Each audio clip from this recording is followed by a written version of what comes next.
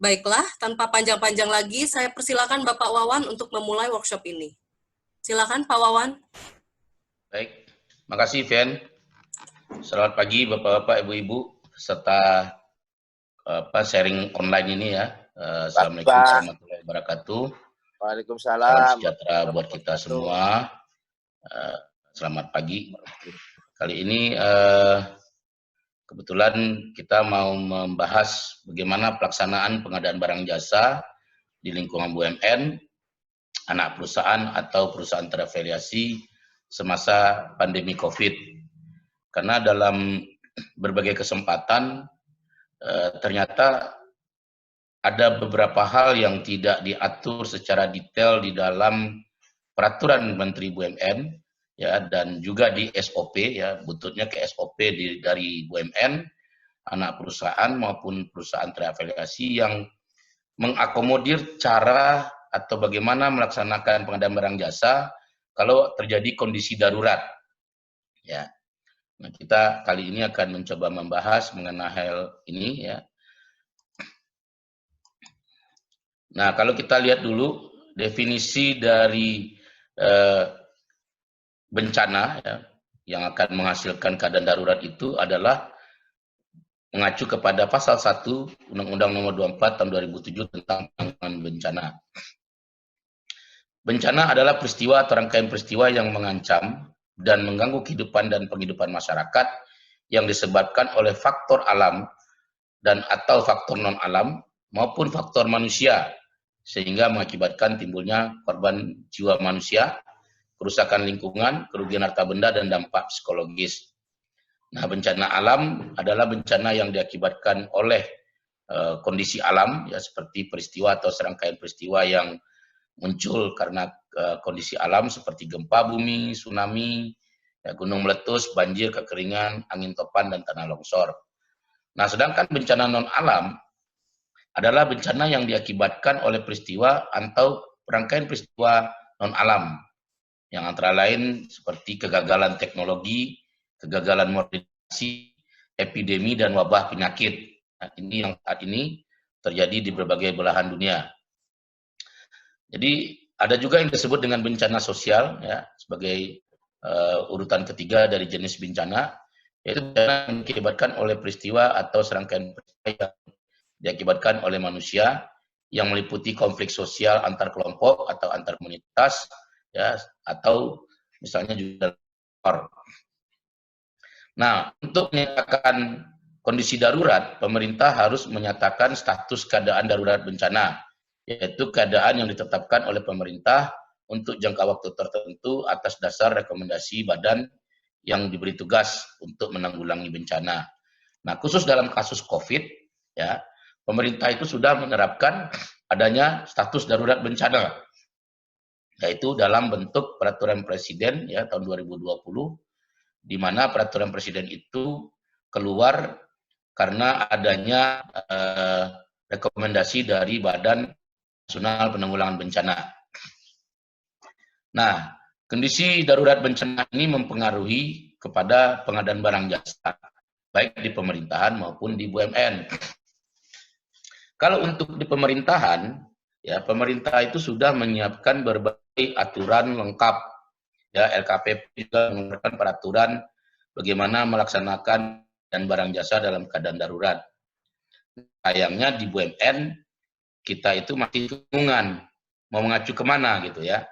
Dalam pengadaan barang jasa BUMN di Peraturan Menteri 08/2019 pasal 3 ayat 2 huruf F itu menyatakan penunjukan langsung sebagaimana dimaksud ayat 1 dapat dilakukan apabila memenuhi minimal salah satu dari persyaratan sebagai berikut, yaitu di F, penanganan darurat untuk keamanan keselamatan masyarakat dan aset strategis perusahaan, dan di huruf H-nya penanganan darurat akibat bencana alam, baik yang bersifat lokal maupun nasional atau force major.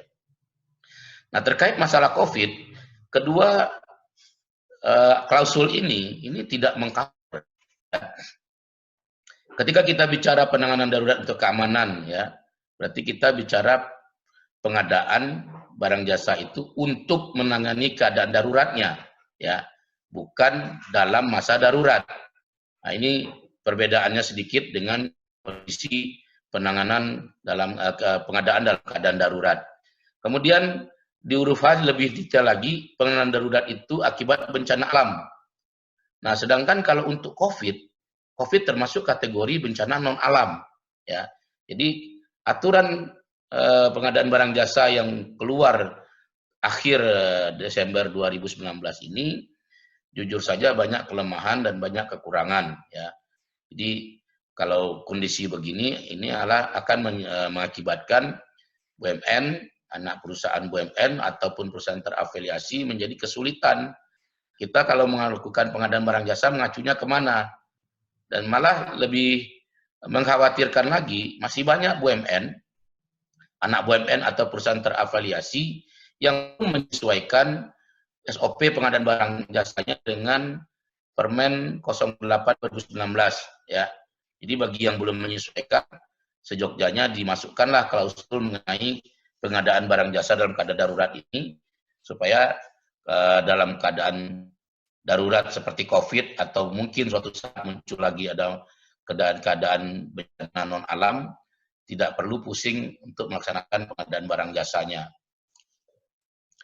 Nah, masalah utama dari pengadaan barang jasa dalam keadaan darurat COVID-19 ini, yang pertama itu adalah terkait dengan SOP internal BUMN, anak atau perusahaan terafiliasi. Banyak sekali SOP di BUMN, anak maupun perusahaan terafiliasi itu yang tidak mengcover bagaimana melaksanakan pengadaan barang jasa dalam keadaan darurat. Ya, karena tidak mengcover, maka tidak ada aturan internal untuk melaksanakan pengadaan selama masa darurat wabah COVID. Padahal kalau kita mengacu kepada pemerintah, ya, instansi pemerintah, KPP itu cepat tanggap, langsung membuat aturan, di mana aturan itu memberikan, ya, kebebasan atau memberikan toleransi selama masa COVID ini dalam pelaksanaan pengadaan barang jasa di lingkungan instansi pemerintah, ya, di mana di dalam lembaga KPP tersebut, ya, mulai dari masalah rencana umum pengadaannya yang diberikan kesempatan untuk refocusing, ya, artinya disusun ulang, difokuskan kembali, dan juga metode pemilihannya juga dibuat lebih lentur, ya. Jadi artinya karena posisinya darurat, maka kita tidak melakukan lagi pengadaan barang jasa itu sesuai dengan kondisi normal. Ada aturan-aturan yang menjadi toleransi atau menjadi excuse bagi instansi pemerintah untuk melaksanakan pengadaan barang jasa dalam keadaan darurat COVID. Nah, yang kemudian aturan kementeriannya juga tidak lengkap mengatur mengenai bagaimana melaksanakan pengadaan barang jasa dalam keadaan darurat, termasuk dalam keadaan darurat COVID-19. Nah, jadi syarat pengadaan barang jasa dalam keadaan darurat COVID-19 mengacu kepada peraturan yang berlaku, ya, adalah pertama itu pernyataan keadaan darurat dari pemerintah, ya. Ini yang dimaksud dalam Undang-Undang Penanggulangan Bencana tadi di huruf 19, di angka 19, yaitu pernyataan keadaan darurat ini dikeluarkan pemerintah, ya, melalui keputusan Presiden nomor 11 tahun 2020 tentang penetapan keadaan darurat kesehatan masyarakat karena virus disease 2019 dalam COVID-19. Keputusan ini dikeluarkan tanggal 31 Maret 2020, ya, yaitu terkait dengan adanya wabah penyakit atau bencana non alam. Nah, keputusan Presiden ini juga sekaligus merupakan upaya tindak lanjut pemerintah Indonesia, ya, dengan penetapan keadaan darurat kesehatan COVID-19 oleh WHO, ya, yang keluar 20 hari sebelumnya atau tanggal 11 Maret 2020. Jadi syarat pertama untuk memulai atau memasukkan kondisi pengadaan barang jasa dalam keadaan darurat adalah pernyataan keadaan darurat dari pemerintah.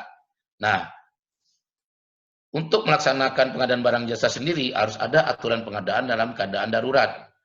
Nah, di pemerintah ada peraturan LKPP nomor 4 2020 yang mengatur bagaimana pelaksanaan pengadaan barang jasa dalam keadaan darurat COVID, ya. Sebelumnya juga ada aturan LKPP nomor 6 tahun 2018 terkait dengan pengadaan barang jasa dalam keadaan darurat. Nah, kebetulan di kondisi COVID-19 ini, LKPP juga mengeluarkan peraturan yang lebih spesifik, jadi lebih leg spesialis dari peraturan LKPP nomor 6 2018 tadi. Nah, bagaimana dengan BUMN, anak dan perusahaan terafiliasi? Nah, karena kondisi darurat ini, ya, maka mengingat BUMN, ya, anak perusahaan dan perusahaan terafiliasi ini harus mengikuti aturan GCG, Business Judgment Rule, ya, maka aturan pengadaan dalam keadaan darurat ini harus diatur lebih lanjut di dalam SOP pengadaannya, ya. Jadi SOP pengadaannya itu harus bicara pengadaan dalam keadaan darurat, termasuk di dalamnya terkait dengan wabah penyakit atau bencana alam. Nah, jika tidak ada SOP, apa yang harus dilakukan? Ini yang banyak terjadi di beberapa BUMN yang kebetulan berkonsultasi dengan saya beberapa minggu terakhir. Ya saya bilang, kalau SOP-nya tidak mengcover, maka dibikin aturan khusus, ya, SOP khusus yang bisa mengcover keadaan darurat ini. Nah, SOP ini berlaku khusus untuk sementara saja selama masa darurat COVID.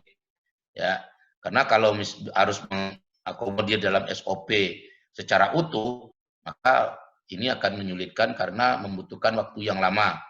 Ya, karena membuat SOP itu harus, ya, dikonsinyeringkan, ya, dengan unit terkait, harus disosialisasikan segala macam. Sedangkan dalam keadaan darurat, hal tersebut tidak dimungkinkan karena waktu yang terbatas. Jadi apa solusinya? Solusinya harus ada aturan kebijakan procurement yang sifatnya spesial bagi BUMN, anak, dan terafiliasi. Nah, syarat praktek pengadaan barang jasa dalam keadaan darurat itu, ya, sebelum kita masuk kepada bagaimana pelaksanaan pengadaan barang jasa dalam keadaan darurat COVID. Syarat yang pertama itu adalah efisien dan yang kedua efektif, ya. Jadi dalam setiap pengadaan barang jasa, mau di pemerintahan, mau di BUMN, anak maupun terafiliasi, efisien dan efektif adalah syarat utama dalam pelaksanaan keadaan darurat, dalam praktek pengadaan barang jasa, termasuk dalam keadaan darurat. Nah, efisien itu kita mulai dari bicara efisien di proses. Ya, efisien di proses ini artinya dalam praktek pengadaan barang jasa dalam keadaan COVID tidak boleh ada pertemuan atau berhadapan face to face, ya. Nah, ini juga di pemerintahan diatur juga untuk proyek-proyek konstruksi oleh Kementerian PUPR dengan mengeluarkan peraturan Menteri PUPR, ya, tahun 2020 ini terkait dengan tidak boleh adanya pertemuan langsung, ya, antara pengguna barang jasa, pejabat pengadaan, panitia pengadaan dengan penyedia barang jasa. Jadi syaratnya yang pertama adalah tidak boleh ada pertemuan face to face. Karena tidak ada pertemuan face to face, maka proses harus dilakukan secara digital atau elektronik. Nah, ini salah satu syarat pertama untuk pelaksanaan pengadaan barang jasa dalam keadaan darurat COVID-19. Yang kedua, dalam segi efisien itu adalah kita bicara efisiensi waktu. Waktu pelaksanaan pengadaan barang jasanya harus cepat, ya. Tidak boleh bertele-tele, tidak boleh berlarut, ya. Sehingga kalau kita mau cepat, ya, untuk melaksanakan pengadaan barang jasa, di setiap BUMN, anak maupun perusahaan terafiliasi harus punya daftar vendor, ya, dalam suatu bentuk vendor manajemen sistem. Ya, bisa juga ada yang menyebutnya sebagai daftar rekanan, ya, ada yang menyebutnya daftar vendor, macam-macam, ya, tergantung dari BUMN atau anak atau perusahaan afiliasi tersebut. Jadi kalau kita mau melakukan proses pengadaan dengan cepat, kita punya daftar vendornya lebih dulu. Kemudian harga, ya, karena masa keadaan darurat COVID ini semua serba mahal, maka kita harus memastikan bahwa harga itu tidak kemahalan, ya. Jadi harus ada batas toleransi kemahalan tersebut. Ya, kalau praktek yang terjadi di beberapa negara seperti Amerika, mereka memberikan toleransi kemahalan itu maksimal 200%. Ya, kalau kita di sini di Indonesia tidak ada batasan tersebut, termasuk di pemerintahan. Pemerintah hanya memberikan semacam mitigasi risiko kemahalan itu dengan memberikan syarat ya, di dalam peraturan lembaga LKPP, penyedia barang jasa membuat surat pernyataan bahwa barang tersebut ya tidak kemahalan. Nah, ini kan agak absurd ya, karena tidak ada standarnya. Jadi harus ada standar kemahalan harga tersebut. Bisa dimasukkan dalam SOP, bisa juga tidak. Ya, tapi Anda harus punya batasan sendiri, jangan sampai belanja ya harganya nggak beruang. Contohnya kayak waktu kasus masker ya, di mana harga masker, satu masker itu misalnya minta ampun ya, sampai 20.000 atau berapalah harga satu lapis masker itu. Jadi ini harus dibuatkan standarnya. Jadi jangan sampai harga ini merajalela ya, dan kemudian kita dampaknya kepada BUMN, anak atau perusahaan terafiliasi. Kalau Anda belanja barang harganya mahal-mahal terus, lama-lama kan anggaran Anda tergerus dan bisa merusak program belanja Anda juga. Kemudian supaya efisien, maka metode pemilihan penyedia barang jasanya adalah bersifat langsung. Ya, jadi kalau kita bicara metode pemilihan yang bersifat langsung, berarti kita bicara dua metode, ya, pengadaan langsung atau penunjukan langsung ya. Jadi kalau Anda bicara pengadaan barang jasa terkait dengan metodenya, dalam Permen 8/2019 ada 4 metode. Yang pertama adalah pengadaan langsung. Pengadaan langsung itu adalah belanja langsung. Ini menggantikan metode pembelian langsung yang dulu sering dipakai di berbagai BUMN. Ya, pengadaan langsung itu dibagi dua. Ada yang e-purchasing, belanja secara elektronik, ya. Berarti Anda belanja di e-marketplace, ya, di marketplace atau di pasar yang disiapkan oleh penyedia barang jasa. Nah, kemudian Anda memilih barang itu dari e-katalog yang ada di marketplace tersebut. Ini namanya e-purchasing. Jangan terbalik, karena di pemerintahan belanja e-purchasing sering disebut dengan belanja di e-katalog. Ya. Nah, jadi definisi juga perlu, karena kalau Anda salah menafsirkan definisi itu, maka di SOP mini yang akan Anda siapkan bisa juga terjadi kekeliruan atau kesalahan. Nah, yang kedua adalah pengadaan langsung dengan metode non e-purchasing, artinya Anda belanja secara langsung dengan membeli barang jasa yang ada di pasar non elektronik. Ya, misalnya Anda mau beli kertas, Anda langsung ke toko kertas di pasar. Ya, itu adalah salah satu contoh metode pengadaan langsung e-purchasing. Kemudian barang jasa yang dibeli ya harus bermanfaat dan berguna sehingga unsur efektifnya tercapai. Jangan belanja barang itu untuk menumpuk stok, karena di pengadaan barang jasa menumpuk stok adalah hal yang dianggap agak menyimpang ya. Anda tidak boleh menyetok terlalu banyak. Jadi kalau mau melakukan penumpukan barang jasa untuk persediaan atau stok, maka harus kondisinya wajar. Jadi jangan berlebih-lebihan ya. Karena itu juga merugikan. Kalau seandainya tiba-tiba kondisinya sudah pulih, barang Anda masih banyak ya. Padahal kalau Anda tidak menstok terlalu banyak, begitu keadaan pulih, harga normal, kan Anda bisa efisien ya. Jadi itu salah satu yang perlu diperhatikan dalam pengadaan barang jasa dalam keadaan COVID-19. Nah, kita lihat alur pengadaan barang jasa selama masa COVID-19 ya. Jadi selama masa COVID-19, perencanaan pengadaan barang jasanya dibuat lebih simpel ya. Artinya apa? Karena ini kondisi terjadinya setelah rencana umum pengadaan Anda disahkan atau lewat dari 31 Desember, maka sebenarnya Anda sudah melakukan identifikasi kebutuhan, penetapan barang jasa, metode pengadaan dan jadwal, serta anggaran ya. Kalau identifikasi ini, ya ini biasanya urusan orang pengadaan dan unit pengguna barang jasa. Ini satu kesatuan, ini tergabung di dalam rencana umum pengadaan. Anggaran biasanya ada yang digabung, ada yang dipisah. Makanya di sini saya kasih spasi. Nah, dari rencana umum pengadaan yang sudah ada, Anda tidak perlu lagi bikin perencanaan baru. Cukup direfocusing saja. Artinya apa? Artinya program pengadaan barang jasa yang sudah Anda buat, itu Anda lakukan perubahan prioritasnya. Apa yang harus dilakukan pertama kali? Satu, ya, semua belanja yang sifatnya investasi diturunkan ke bawah. Ya, jadi belanja investasi selama masa COVID itu untuk sementara ditiadakan. Ya, bukan berarti tidak dilanjutkan, tapi sementara tidak dilaksanakan menunggu pemulihan masa COVID. Karena belanja investasi, ya, itu sifatnya jangka panjang. Sedangkan kebutuhan kita dalam masa COVID ini diutamakan memenuhi kebutuhan rutin, ya, kebutuhan rutin dan ya investasi kecil-kecil yang mendukung kegiatan operasional. Jadi yang dilakukan pertama kali adalah Anda melakukan refocusing. Kalau program pengadaan itu Anda buat dalam bentuk Excel, nah itu lebih menggampangkan. Anda tinggal menurunkan dengan menggunakan metode Excel sehingga kelihatan mana yang harus diprioritaskan, mana yang harus ditunda. Jadi bukan berarti program investasinya tidak berjalan, tapi ditunda.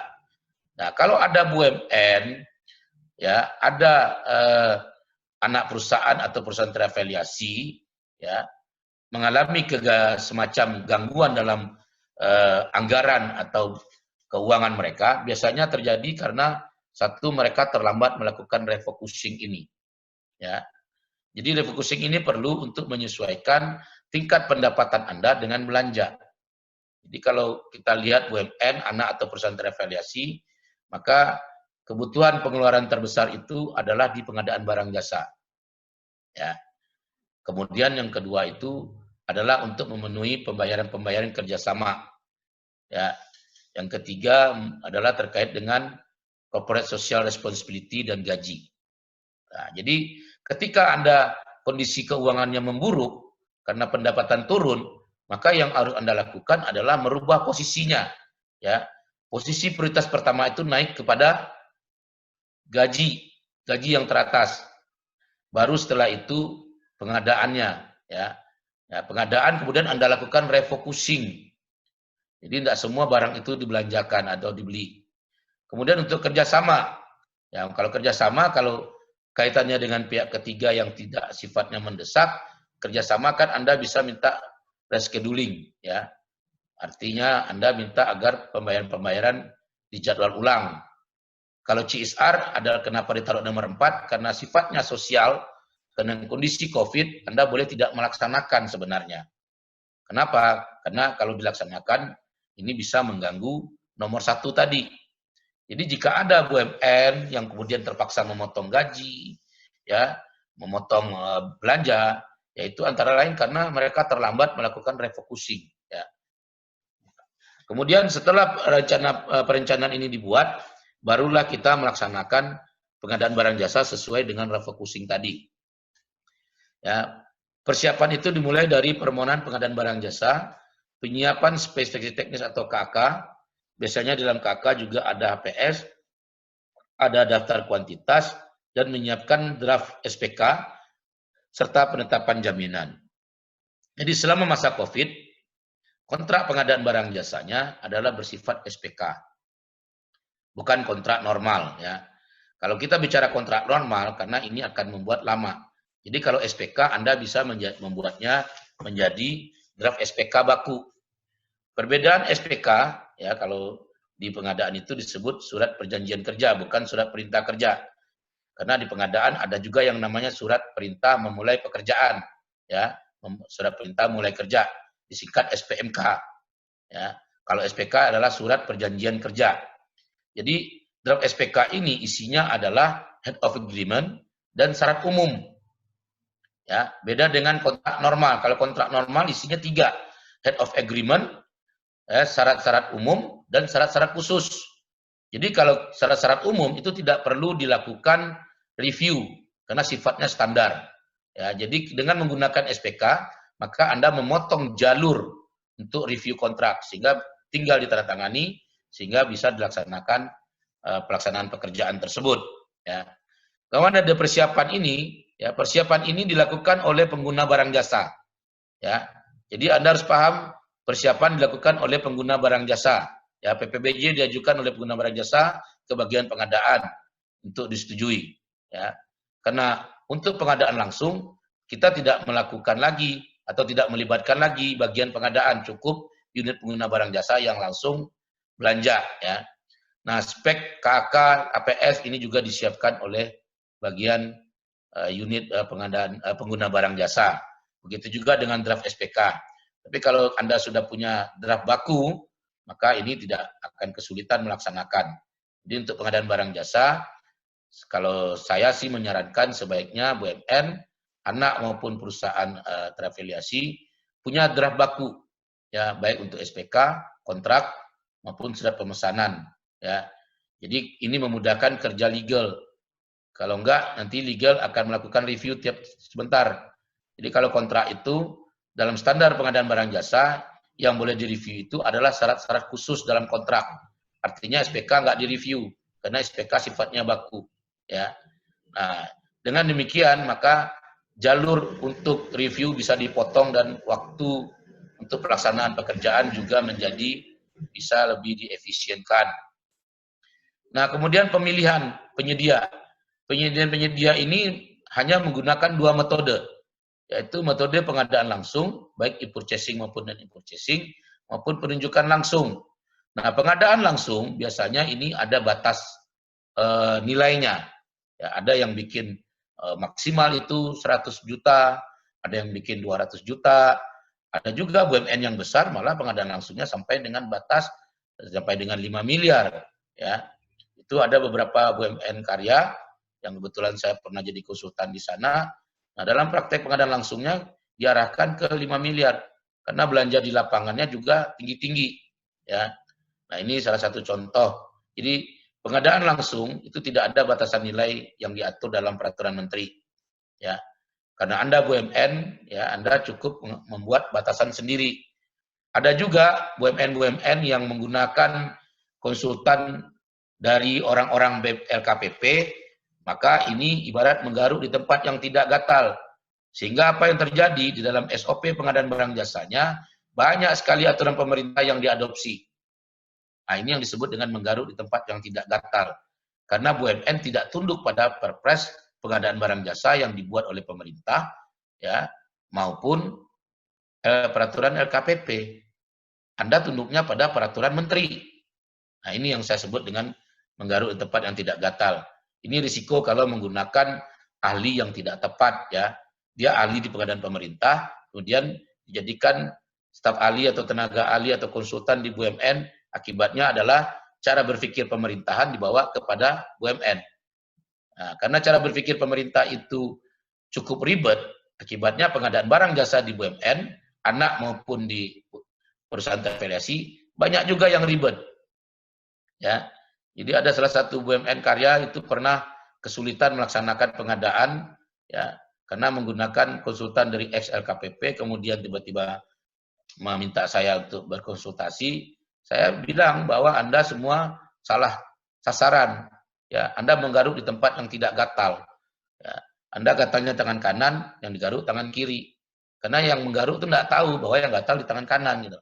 Nah, SOP pengadaan barang jasa Anda itu ya seperti itu. Jangan Anda menggunakan cara berpikir pemerintah.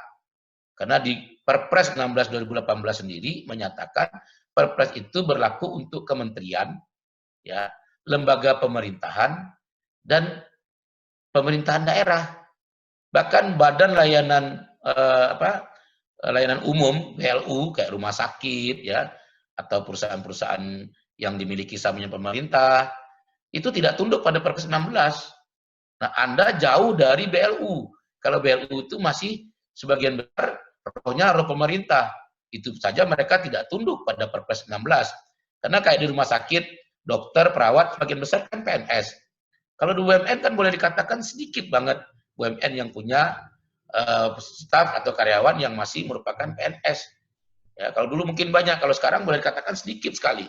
Mungkin kalau di persentase nggak sampai 1% dari jumlah karyawan BUMN di seluruh Indonesia gitu.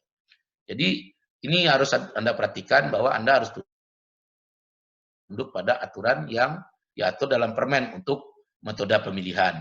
Nah, jadi kalau Anda sudah membuat batasan misalnya 200 juta, maka di atas 200 juta metodenya adalah penunjukan langsung. Ya. Setelah melakukan pemilihan penyedia barang jasa, baru kita masuk ke tahap pelaksanaan. Dalam pelaksanaan ini sudah ada penunjukan penyedia. Jadi penyedianya sudah ada. Baru kemudian tanda tangan SPK, dan kemudian melakukan pengendalian SPK, artinya kita memantau, mengkontrol pelaksanaan pengadaan barang jasa tersebut, sampai akhirnya terjadi serah terima barang jasa. Setelah barang jasa diterima, baru dilakukan pembayaran. Dan sesuai dengan aturan Permen 08/2019, maka kepada BUMN, anak maupun perusahaan terafiliasi wajib melakukan evaluasi kinerja. Ya. Jadi evaluasi kinerja dilakukan setelah proses pembayaran selesai. Ya, ini cukup kalau Anda punya template-nya, ini cukup 1 lembar, 2 lembar paling banyak. Anda langsung evaluasi untuk melihat apakah penyedia barang jasa tersebut bisa dipergunakan lagi untuk pekerjaan selanjutnya atau tidak. Ya, ini ketentuan yang diwajibkan di dalam Permen 08/2019. Nah, kemudian kita lihat risiko-risiko yang ada dalam pengadaan barang jasa selama masa COVID. Ya. Kita mulai dulu dalam tahap perencanaan, ya. Karena sesuai dengan alur pengadaan tadi, ya, mulainya adalah dari perencanaan. Jadi perencanaan ini ada 3 kegiatan yang dilakukan, yaitu identifikasi kebutuhan, analisis ketersediaan sumber daya, baru penetapan cara pengadaan. Nah, risiko dari identifikasi kebutuhan itu antara lain datanya yang terkumpul itu tidak memadai, ya, pelaksana tidak kompeten, adanya intervensi dari atasan atau pihak lain. Jadi dalam hal melakukan identifikasi kebutuhan, sejogjanya ya, pengguna barang jasa itu kalau dulu memang susah ya, kita harus datang ke asosiasi, datang ke lembaga riset, minta data-data. Tapi sekarang dengan adanya Mbah Google, Anda tinggal klik saja di Mbah Google, ketik data yang Anda inginkan, itu biasanya akan keluar. Ya. Jadi data yang terkumpul tidak memadai ini biasanya karena ya pengguna barang jasa itu malas melakukan riset. Harusnya sebagai pengguna barang jasa Anda harus rajin melakukan riset. Kenapa? Karena satu teknologi selalu berubah dari waktu ke waktu. Ya. Jadi kalau Anda perhatikan data misalnya membeli kertas, ya, pabrik kertas juga udah makin banyak. Ya, harganya juga bersaing. Jadi kalau Anda rajin melakukan riset, Anda bisa lihat harga produk mana yang paling murah dan bersaing, dan yang mana yang kualitasnya bagus. Jadi mengumpulkan data merupakan salah satu jenis kegiatan yang perlu dilakukan dalam melakukan identifikasi. Ya. Sehingga kalau Anda rajin-rajin melakukan pengumpulan data, Anda bisa punya database ya, terkait barang jasa mana yang memiliki kualitas terbaik dan siapa saja penyedianya. Jadi yang dikumpulkan itu bukan hanya terkait dengan barang jasanya, tapi juga secara otomatis akan mendapatkan nama penyedia barang jasanya. Ya. Nah kemudian pelaksananya tidak kompeten, berarti si pengguna barang jasa itu tidak punya kompetensi yang memadai. Ya. Orang yang tidak punya kompetensi memadai sering sekali dia akan bekerja itu kebingungan. Karena bingung, nggak tahu apa yang mesti dikerjakan, lama-lama malas. Akibatnya apa? Ya sudah, apa adanya saja. Nah, perlu Anda perhatikan di pengadaan barang jasa, di BUMN, Anda wajib mencari yang namanya value for money. Value for money bisa Anda dapatkan kalau Anda rajin melakukan riset. Dari situ Anda bisa melihat barang jasa mana yang memiliki kualitas terbaik. Tapi kalau pelaksananya tidak kompeten, nah ini akibatnya data yang terkumpul tidak memadai, ya, atau kalaupun datanya terkumpul bukan data yang update, tapi data-data yang sudah old school ya, sudah lama. Nah ini risiko yang paling banyak terjadi dalam identifikasi kebutuhan. Dalam beberapa praktek di mana saya mendampingi praktek pengadaan di berbagai BUMN sejak 2-3 tahun terakhir ini ya. Banyak sekali pelaksana itu yang kemudian saya minta suruh sekolah ya atau ikut kursus. Ya, kemudian kebetulan di beberapa lembaga kompetensi itu ada kursus-kursus pengadaan ya. Saya sendiri kebetulan asesor untuk sertifikasi pengadaan.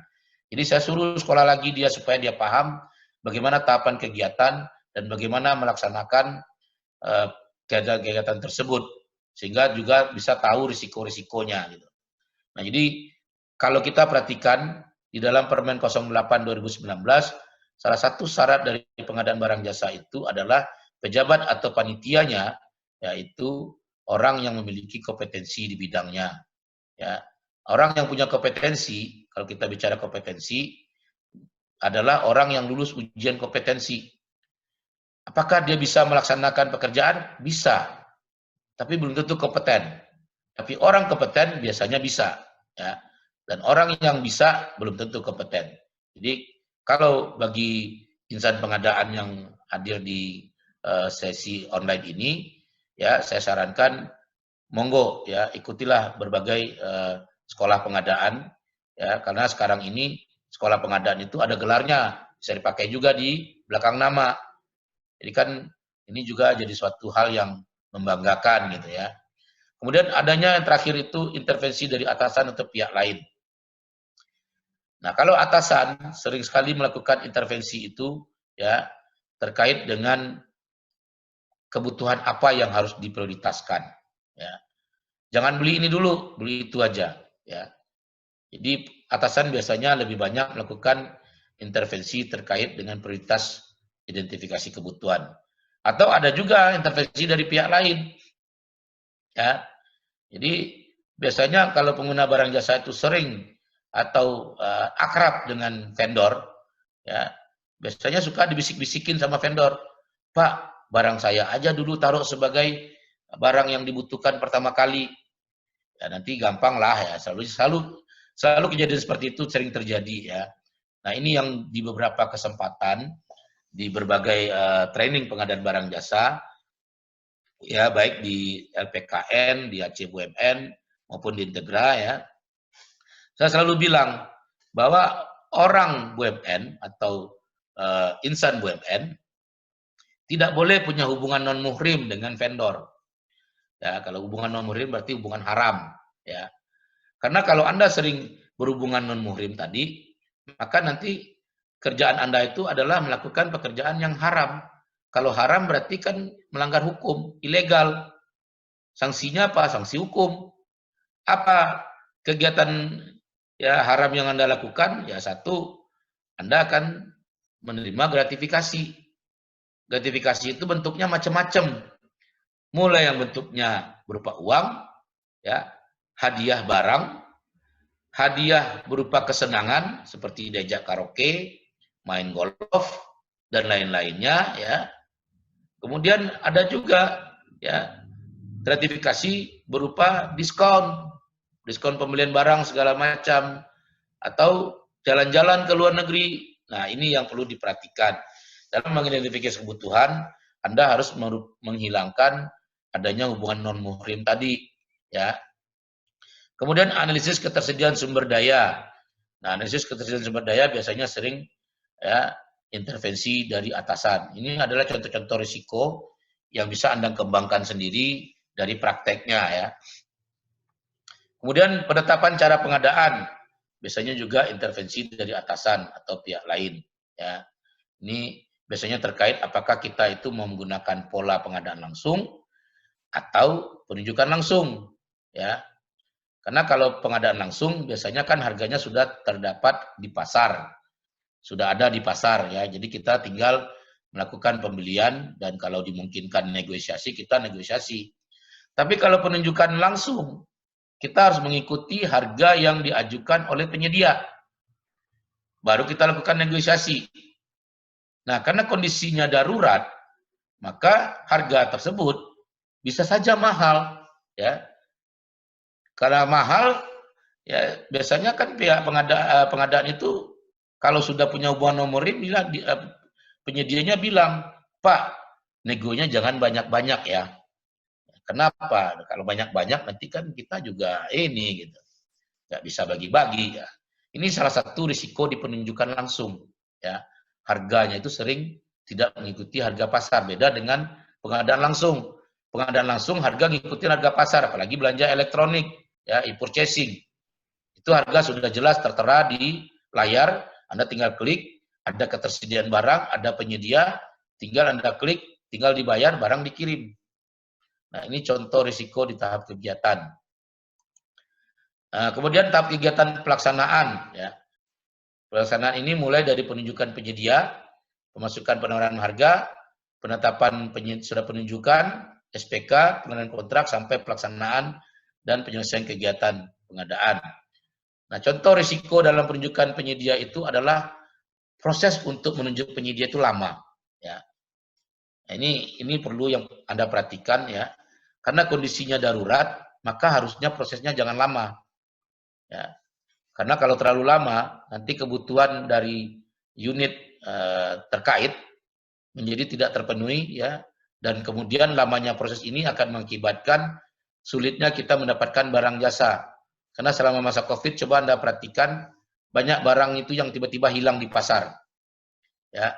Banyak juga penyedia barang jasa yang tidak berani mengikat kontrak dengan pihak pengguna barang jasa karena sudah masuk tahapan-tahapan seperti PSBB dan segala macam. Jadi proses penunjukan jangan terlalu lama karena dikhawatirkan muncul kegiatan-kegiatan yang menghambat yang dikeluarkan sebagai kebijakan pemerintah. Nah, PSBB salah satu hal yang mengakibatkan penunjukan penyedia ini menjadi terganggu. Karena penyedia juga bingung. Kita kemana-mana nggak bisa, Pak. Apalagi sekarang ya. Kalau nggak ada jelas arah dan tujuannya, jalan-jalan, nah itu suruh pulang ke rumah. Nah, jadi lamanya proses penunjukan penyedia perlu diperhatikan. Ini adalah contoh risiko yang sering terjadi. Kemudian adanya intervensi dari atasan ke pihak lain, ini hampir di semua tahapan kegiatan merupakan risiko yang sering muncul. Kemudian persekongkolan atau kolusi. Ya. Karena penunjukan penyedia ini metodenya adalah pengadaan langsung atau penunjukan langsung, maka persekongkolan atau kolusi ini adalah risiko yang perlu diperhatikan karena ini sering sekali terjadi. Ya. Di berbagai kesempatan saya melakukan riset kecil-kecilan ya di BUMN, anak ataupun perusahaan terafiliasi. Ya, persekongkolan atau kolusi terjadi di pengadaan itu karena adanya kenyamanan dari masing-masing pihak. Dari pihak pengguna barang jasa, ya karena dia sering belanja di tempat yang sama, dia merasa nyaman. Oh, barangnya bagus, ya. Kemudian kita kadang-kadang dikasih diskon, ya. Kalau diskonnya masuk ke perusahaan, ya bagus. Itu akan membantu mengurangi anggaran pembelanjaan. Tapi kalau diskonnya masuk kepada yang belanja atau oknum yang belanja, nah ini kan suatu yang tidak boleh ya. Nah, jadi persekongkolan atau kolusi dalam penunjukan penyedia itu adalah hal yang paling sering terjadi. Jadi dalam salah satu spend analisis yang saya lakukan di beberapa BUMN, saya menemukan ada pengadaan barang jasa yang jenis barangnya sama, kegiatan pengadaan barang jasanya itu dilakukan 20 kali dalam setahun, tapi penyedianya satu. Ya. Ini selalu saya tanyakan, kenapa penyedianya satu? Oh, karena barangnya bagus, Pak, dia juga cepat, ini segala macam. Oke, itu sisi baiknya. Sisi jeleknya adalah kalau Anda punya daftar vendor, ya, penyedia barang yang sama, jumlah vendornya ada 10 misalnya, tapi yang terpilih cuma 1, maka yang 9 akan bereaksi, ya, akan mendongkol ya. Kok kita sudah sekian lama jadi vendor Anda sekalipun kita nggak pernah ditunjuk. Yang ditunjuk si itu terus, si A terus, si A terus, dia lagi, ya. Akibatnya apa? Ya, risikonya adalah dia tidak mau lagi masuk dalam daftar vendor Anda. Ya. Jadi nama perusahaan juga jadi nggak bagus reputasinya karena adanya kegiatan penunjukan penyedia yang dia lagi tadi. Nah, bagaimana cara mengantisipasinya? Nah, biasanya kalau saya menyarankan ya jangan pernah menunjuk penyedia barang jasa yang masih terikat kontrak. Ya. Dengan cara dia tidak diundang ya kalau itu prosesnya tender seleksi terbatas ya atau kita masukkan sebagai syarat di dalam KK tidak sedang terikat kontrak pengadaan barang jasa dengan BUMN X misalnya atau BUMN Anda. Itu salah satu contoh mengurangi risiko atau memitigasi risiko persekongkolan atau kolusi ya. Jadi jangan sampai ada 20 kegiatan pengadaan barang jasa yang sama, penyedianya cuma dia lagi. Nah, itu kalau dalam bahasa tukang ikan, ini smelly Pak, ada bau ikannya di sini. Ya, jangan sampai itu terjadi. Jadi next kalau Anda melakukan hal yang sama, next Anda harus berusaha mengurangi.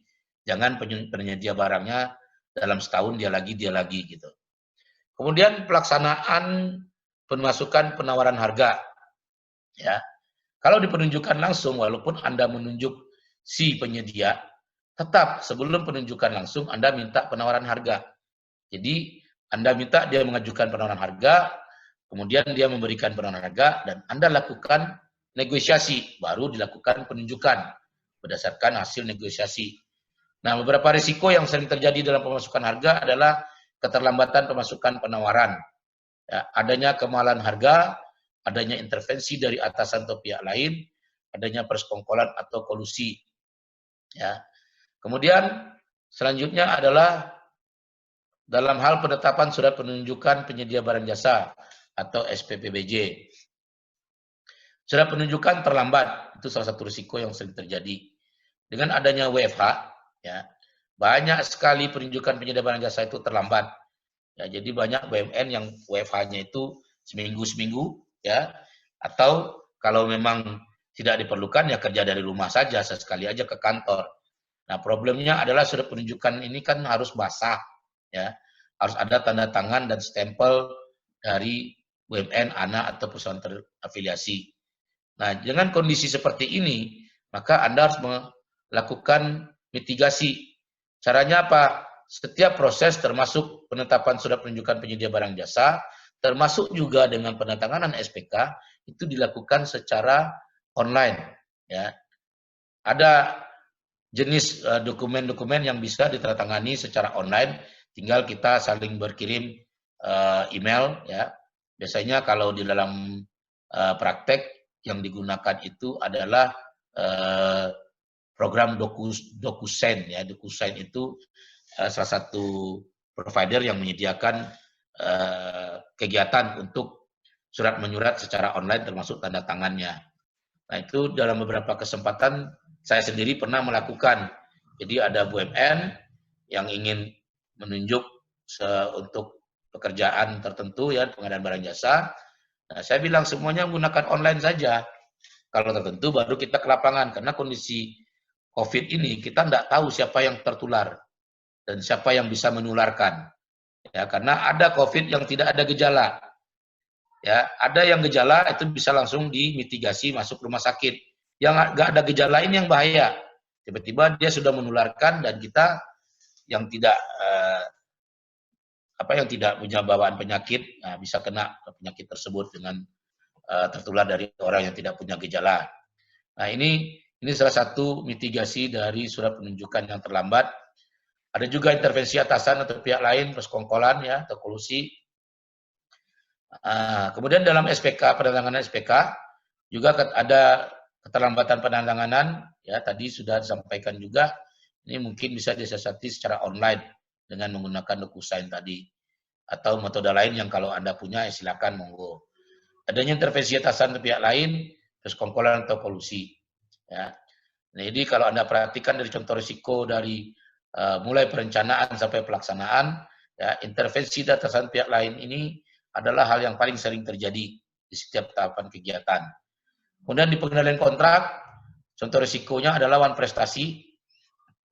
Dia tidak bisa memenuhi semua isi SPK, adanya keterlambatan, banyaknya denda atau penalti yang harus dikenakan, ya, adanya intervensi atasan pihak lain, persekongkolan atau kolusi, dan toleransi pada penyedia. Di beberapa praktek pengadaan barang jasa, toleransi pada penyedia ini sering terjadi. Ya. Ada salah satu kasus di salah satu BUMN di mana penyedianya sudah ditunjuk, kemudian saya diminta melakukan evaluasi, ya, kemudian menghasilkan satu pihak, ya. Saya baru sadar belakangan kalau ternyata pihak ini, ya, dia sudah diarahkan speknya kepada si penyedia. Sehingga ketika kontrak kita kasih, ya, saya kasih dan dia kemudian bertahan ya. Ini salah satu contoh kasus, dia bertahan tidak mau memberikan garansi cacat mutu. Nah, jadi Anda perlu perhatikan ya, tadinya dari pihak BUMN-nya bilang nggak apa-apa Pak, ya nggak ada garansi cacat mutu juga nggak apa-apa gitu. Yang penting pekerjaan selesai tepat waktu. Ini adalah salah satu bentuk toleransi pada penyedia. Ya, nah saya bilang saya tidak setuju. Karena Anda harus perhatikan bahwa risiko dari tidak adanya garansi cacat mutu adalah begitu barangnya digunakan, barangnya tiba-tiba rusak, dia nggak akan melakukan perbaikan. Jadi garansi cacat mutu di barang, terutama barang-barang yang sifatnya elektronik atau customized, itu wajib. Ya, di pemerintah diwajibkan. Jadi kalau ada penyedia barang yang tidak mau memberikan garansi cacat mutu, maka ada kemungkinan barangnya itu aspal. Asli tapi palsu. Barangnya asli tapi tidak punya garansi pabrik. Kenapa? Karena belinya di pasar gelap atau black market. Ya. Anda bisa bandingkan dengan membeli handphone. Membeli handphone di Roxy ya, dengan membeli handphone di Global atau Okeshop atau Teleshop itu beda. Kalau beli di Roxy, garansi toko 2 minggu. Kalau rusak 2 minggu ganti baru kalau perlu. Tapi setelah 2 minggu, handphonenya rusak, Anda mau kemana? Tidak akan bisa balik ke toko karena toko tidak memberikan garansi pabrik. Nah, itu salah satu contohnya. Beda dengan kalau belanja di toko resmi. Jadi di pengadaan barang jasa jangan pernah beli barang ya di black market. Atau apalagi kemarin itu ada pertanyaan juga ya dari salah satu instansi pemerintahan waktu saya di kursus pemerintahan ya, Pak kita tuh beli APD ya, kemudian ditanya sama inspektorat, kenapa beli barangnya itu barang yang tidak ada izin edar? Nah karena kebutuhannya mendesak, maka kami beli barangnya itu ya beli barang yang belum ada izin edarnya gitu. Nah kemudian kami ditanya sama inspektorat, ya memang wajar ditanya sama inspektorat. Kenapa?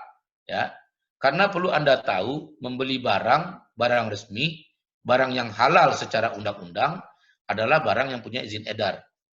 Ya, karena barang yang punya izin edar artinya barang tersebut sudah layak diedarkan dan layak dipakai. Yang menjamin layak edar siapa? Yaitu pemerintah, karena izin edar dikeluarkan oleh pemerintah. Kalau untuk barang pertanian yang mengeluarkan Kementerian Pertanian. Kalau untuk barang-barang lainnya dikeluarkan oleh Kementerian Perdagangan ya dan Kementerian Perindustrian. Artinya di situ sudah dicek mulai dari bahan bakunya ya sampai dengan risiko pemakaian itu sudah dicek. Jadi jangan pernah beli barang yang non edar yang tidak punya surat izin edar. Nah, kemudian saya tanya, Bapak tahu nggak risikonya beli barang yang tidak ada izin edar? Ya, risikonya adalah Anda harus bertanya kepada diri Anda sendiri, apakah barang yang Anda beli tersebut sudah sesuai belum speknya dengan aturan pemerintah. Ya, sekarang kan banyak beredar APD. Semua orang bikin APD disumbangkan gratis. Itu memang perbuatan yang mulia. Tapi secara risiko pengadaan yang perlu Anda perhatikan adalah barang gratis tersebut sudah sesuai standar pemerintah belum? Kalau belum sesuai dengan standar pemerintah, risikonya apa? Yang pakai APD gratis tadi, atau yang tidak punya izin edar tadi, malah bisa tertular virus. Nah, ini yang perlu diperhatikan sebagai risiko dalam pengadaan. Ya. Nah, hal seperti itu sering terjadi. Ya, jangan pernah beli barang kalau barangnya itu tidak ada garansi cacat mutu. Nah, baik barang yang dibeli di black market ataupun barang-barang yang tidak ada izin edar, biasanya tidak ada garansi cacat mutunya. Ya. Kemudian di pelaksanaan dan penyelesaian kegiatan pengadaan, ini kaitannya dengan serah terima barang atau jasa. Ya. Kita bisa lihat barang jasa itu tidak sesuai speknya. Atau penggunaan subkonnya tidak sesuai dengan SPK kalau ada subkon. Ya. Kemudian adanya keterlambatan dalam penyerahan prestasi. Pekerjaan tidak selesai. Volume tidak sesuai. Atau persekongkolan. Ya. Untuk menjustifikasi tidak sesuai spek, penggunaan subkon yang tidak sesuai, keterlambatan prestasi, pekerjaan tidak sesuai atau volume tidak sesuai, kadang-kadang barang jasa itu tetap dibuatkan berita acara serah terimanya. Ya. Dalam praktek tahun 2011 saya pernah diminta untuk menjadi konsultan ya di salah satu instansi pemerintah di Riau terkait dengan adanya persekongkolan atau kolusi ini. Jadi volume pekerjaannya itu sesuai, tapi barang yang diserahkan speknya tidak sesuai. Ya, waktu itu kasusnya adalah pembuatan keramba ikan. Jadi di daerah Riau itu untuk masyarakat tertentu diberikan keramba ikan gratis. Speknya kayunya harus kayu besi atau kayu ulin kata orang ya. Nah kayu besi itu kalau ditaruh di sungai, itu kerambanya itu kan makin lama makin berat. Jadi dia menyerap air ya. Jadi tidak gampang hanyut dan tidak gampang rusak. Ya. 20% pertama pengiriman sama persis speknya. 80% berikutnya kayu besinya diganti dengan mahoni. Apa yang terjadi? Kemudian tiba-tiba datang inspektorat mengecek ke lapangan, jumlah keramba yang diserahkan ternyata sudah berkurang. Sebagian hanyut. Kemudian diangkatlah salah satu keramba, dicek ternyata kayunya kayu mahoni. Karena ketemu seperti itu, dicek ternyata 80%-nya kayu mahoni. Ya, tapi serah terima barangnya tetap ditandatangani. Ternyata ada persekongkolan antara ya vendor yang menyediakan barang tersebut dengan PPK atau Pimpro ya. Kalau di BUMN adalah si penandatanganan kontrak. Jadi dia bikin serah terima saja gitu. Nah, ini salah satu risiko dari rencana dari penyelesaian kegiatan pengadaan. Jadi persekongkolan atau kolusi sering terjadi ya. Kalau di audit ini akan panjang urusannya karena kalau seandainya persekongkolan itu mengakibatkan ya kerugian pada keuangan BUMN, Anda harus perhatikan bahwa pejabat BUMN adalah pejabat yang secara struktur di pemerintahan termasuk kategori pejabat lainnya yang dapat dimintai pertanggungjawaban secara hukum ya. Makanya di BUMN itu ya banyak sekali direksi, bahkan juga ada chief-nya atau VP-nya atau manajernya yang tersandung masalah pengadaan ya. Kemudian dalam tahap penyelesaian ya dan penyerahan hasil pekerjaan tadi ada ketidaksesuaian spek, terlambatan intervensi di atasan ya. Kemudian pembayaran prestasi penyedia adalah anggaran belum atau terlambat turun atau ada intervensi atasan pihak lain. Nah, yang paling sering terjadi itu adalah anggaran belum atau terlambat turun. Karena kondisi Covid, orang keuangan kadang-kadang juga ya kerja dari rumah. Jadi kadang-kadang anggarannya telat diajukan, telat di-approve sama atasan sehingga telat turun ya, atau terlambat turun. Ini contoh-contoh risiko yang sering terjadi, tapi ini bukan risiko baku. Artinya risiko ini bisa bertambah, bisa berkurang sesuai dengan kondisi di BUMN Anda ya, atau di anak BUMN atau perusahaan terafiliasi BUMN. Nah, lalu apa yang harus kita lakukan dengan kondisi di mana pengadaan dalam keadaan darurat ini tidak di-cover sama SOP Anda? Yang harus Anda lakukan adalah Anda membuat SK direksi. Ya. SK direksi tentang pengadaan barang jasa selama pandemi COVID-19. Ya. Jadi sifatnya mini. Cukup 4-5 halamannya cukup lah, 3-5 halaman ya isinya. Nah, isi dari mini SOP ini adalah satu, menekankan proses pembelanjaan adalah melalui sistem elektronik. Jadi tidak ada face to face. Ya. Dengan pembelanjaan secara elektronik ini, maka metode belanjanya adalah pengadaan atau penunjukan langsung.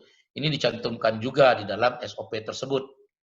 Kemudian dicantumkan juga kontrak pengadaan barang jasanya adalah berupa surat perjanjian kerja. Ya, kalau untuk yang elektronik tidak perlu lagi SPK, tapi cukup menggunakan resip tanda terima, ya, tanda bukti pembayaran. Ya, begitu juga dengan pengadaan non elektronik. Kalau seandainya tidak ada resip surat faktur pembayaran, bisa juga dengan menggunakan metode kwitansi. Nah, kemudian diperhatikan juga batas kewenangan yang berlaku di lingkungan perusahaan. Jadi belanja sih belanja, tapi tidak boleh Anda melewati batas kewenangan. Jadi batas kewenangan ini adalah batas kewenangan yang dijadikan acuan dalam pengadaan barang jasa atau dalam keadaan kerjasama ya. Biasanya setiap BUMN itu ada batas kewenangan, di mana direksi boleh bertindak sendiri, ya. Batas kewenangan bertindak sendiri direksi kemudian dilimpahkan misalnya ke bawah kepada VP, kepada manajer. Jadi ada batasan-batasan, termasuk batas kewenangan di mana direksi bertindak harus dengan persetujuan komisaris atau dengan persetujuan pemegang saham. Nah, diperhatikan batas kewenangan itu, ya, walaupun ini kondisinya darurat, tapi bukan berarti Anda belanja tanpa memperhatikan batas kewenangan. Kemudian dalam SOP itu disebutkan juga bahwa SOP atau SK direksi ini meniadakan pemberlakuan SOP pengadaan yang berlaku di perusahaan untuk sementara waktu, ya, atau selama masa darurat COVID. Jadi sifat dari SK direksi ini adalah sementara, jadi dia hanya berlaku sampai dengan pemerintah telah mencabut status darurat COVID. Begitu status darurat COVID dicabut pemerintah, maka pengadaan barang jasanya kembali normal mengacu kepada SOP pengadaan yang berlaku di perusahaan.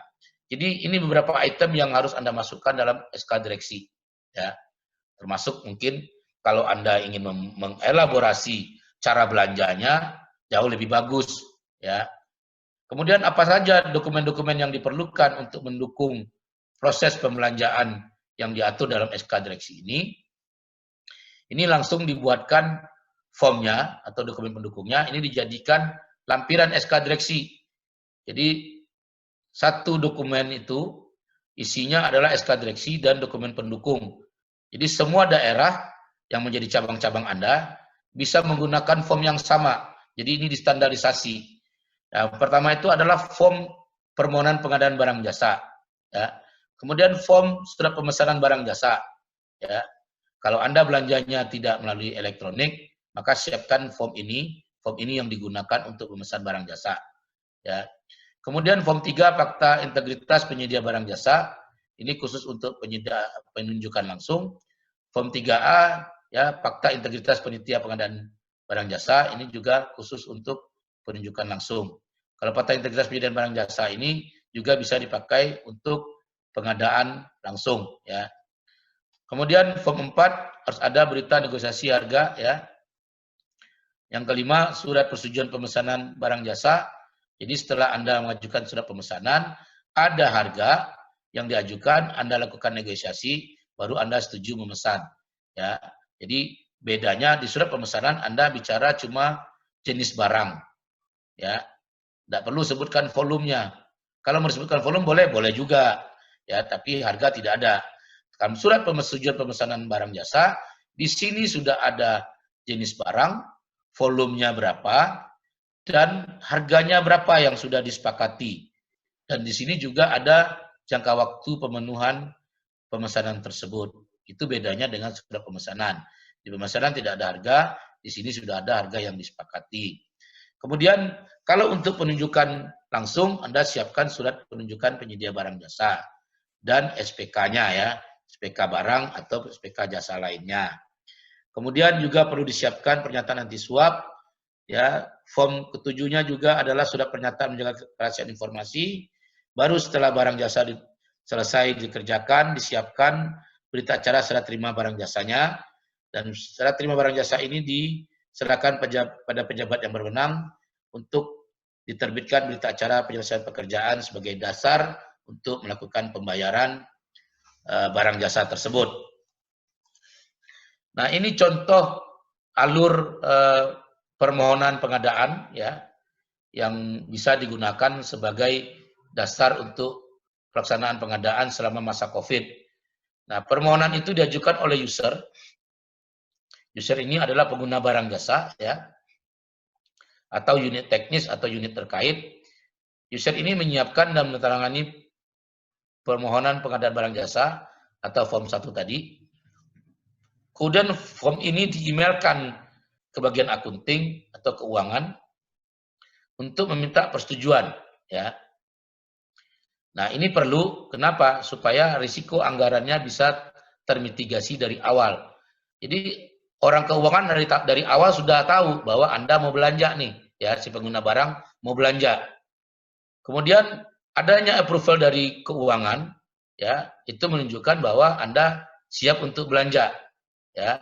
Jadi kemudian PPBJ itu di-emailkan kepada bagian pengadaan, ya.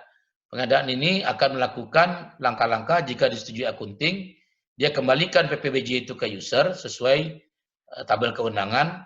Tapi kalau tidak ada disetujui sama bagian akunting atau akunting menyatakan tidak setuju, maka dia akan men-stop.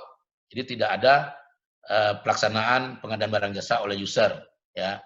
Nah, kalau dia setuju, emailnya akan dikirim balik kepada pejabat yang berwenang, ya, untuk minta persetujuan, ya.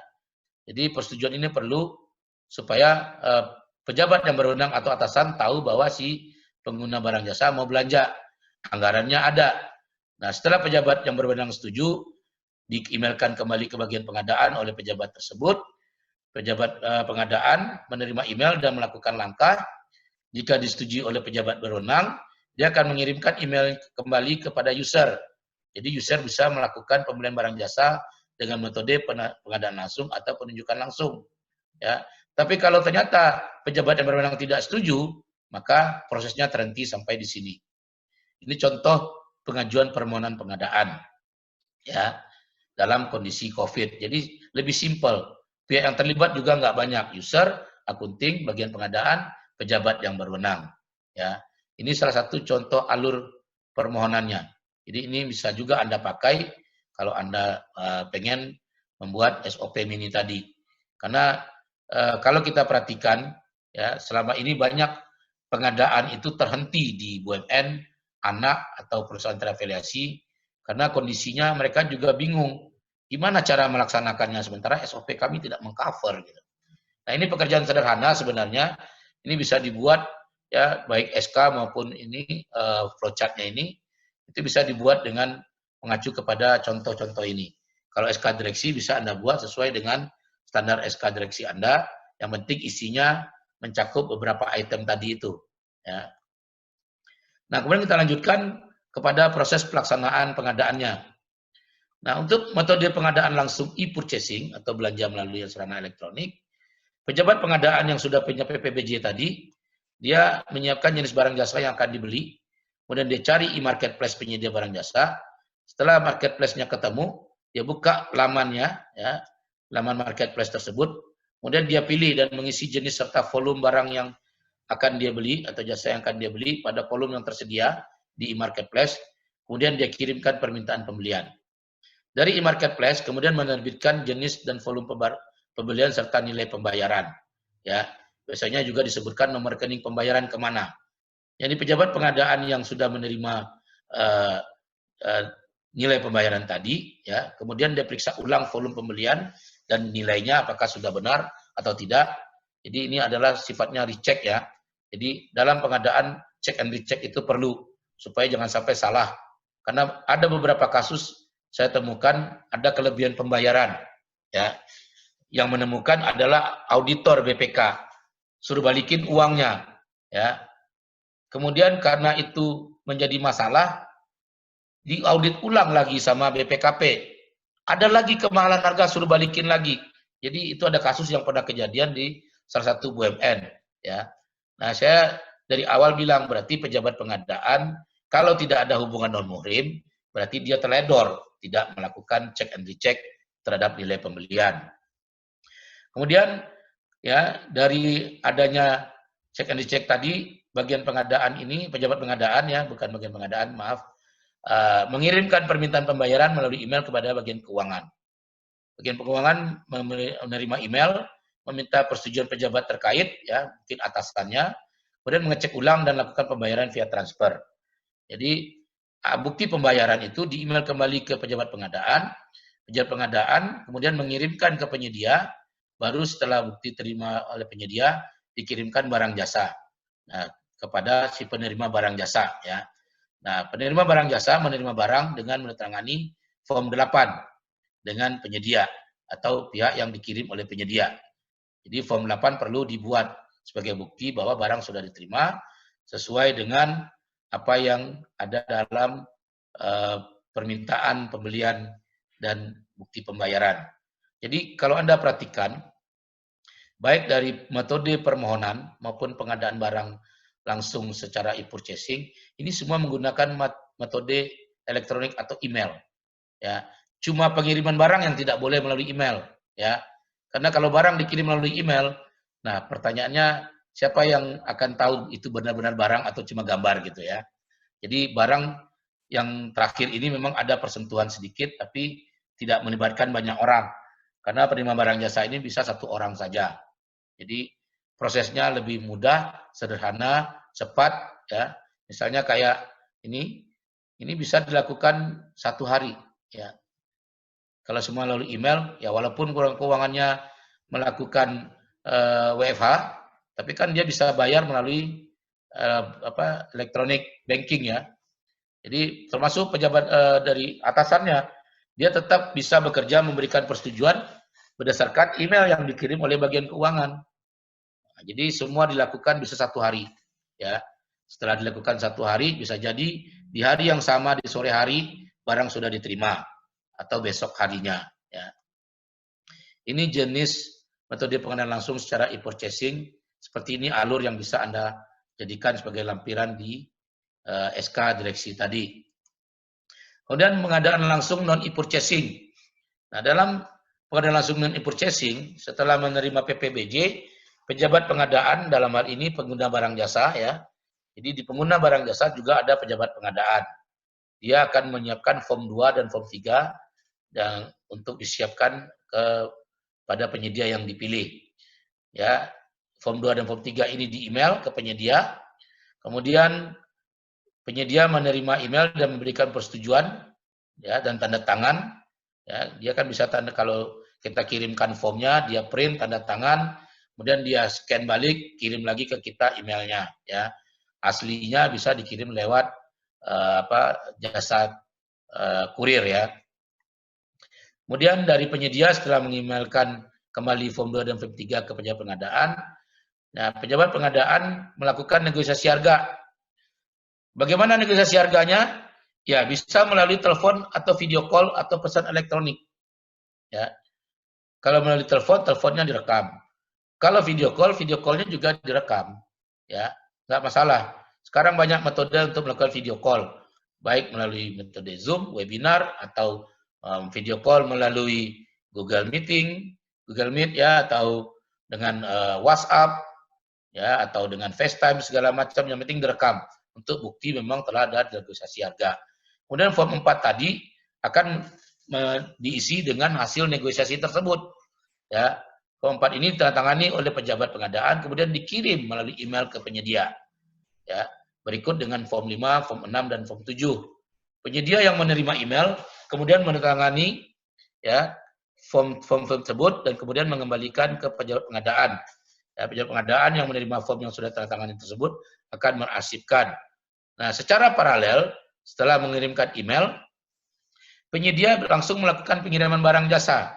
Nanti ada pejabat yang melakukan serah terima di sini. Ya, serah terima tetap menggunakan form 8. Ya, nah form 8 ini kemudian dikirimkan kepada pejabat yang berwenang atau atasan ya untuk menyatakan pekerjaan sudah selesai. Ya, kemudian form 9 ini digunakan untuk sebagai bukti bahwa si penyedia sudah boleh dibayar oleh orang keuangan. Pembayaran tetap melalui transfer rekening. Nah, sama dengan e-purchasing tadi, ya persentuhan manusianya cuma ada pada saat pengiriman barang, penerimaan serah terima barang. Ya, kenapa di e-purchasing tidak perlu form 9? Karena form 9 ini kan digunakan untuk keuangan membayar. Sedangkan di e-purchasing pembayaran sudah dilakukan sebelum barang dikirim. Jadi form 9 ini digunakan untuk membayar barang yang sudah diterima. Beda pola dengan e-purchasing ya. E-purchasing tidak menggunakan form 9.